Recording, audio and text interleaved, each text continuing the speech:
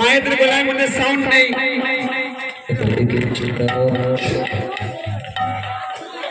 মায়েদের গলার মধ্যে সাউন্ড উচ্চ শুনে জয়ধ্বনি করতে হবে সবাই মিলে। সচিন নন্দন করা যাবে কি? আমার বলবে সচিন নন্দন করা যাবে কি? সচিন নন্দন করা যাবে কি?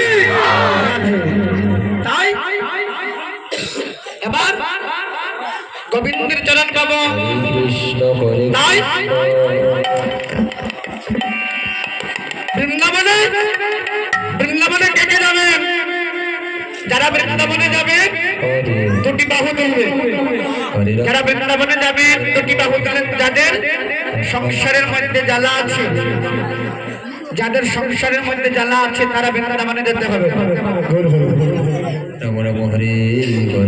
তাই বৃন্দাবনে যারা যাবে সবাই দুটি বাহু তুলুন, সবাই মিলে সবাই। যারা যারা বৃন্দাবনে যাবে, যারা বৃন্দাবনে যেতে চান না ঠিক আছে। এই যে আমাদের বাইরে দাদারা বাইরে বাবারা আছেন, যারা সবাই দুটি বাহু তুলুন, সবাই মিলে দুটি বাহু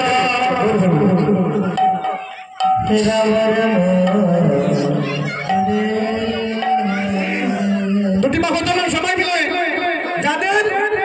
যাদের গলায় তুলসীর মালা আছে তারা বৃন্দাবনে যেতে পারবেন, আর যাদের গলায় তুলসীর মালা নেই তারা বৃন্দাবনে যেতে পারবে।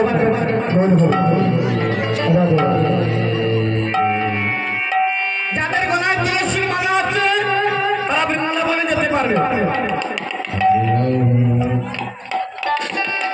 গোবিন্দকে যদি 108টি ব্যঞ্জন রন্ধন করে গোবিন্দকে যদি ভোগ নিবেদন করে, আর সবার উপরে যদি তুলসীর পত্র তুলসী মঞ্জুরি যদি না দেই তাহলে গোবিন্দ গ্রহণই করে।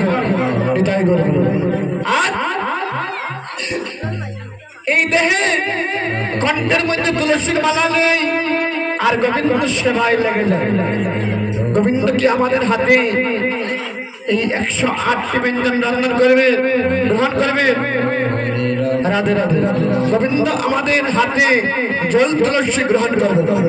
রাধে রাধে।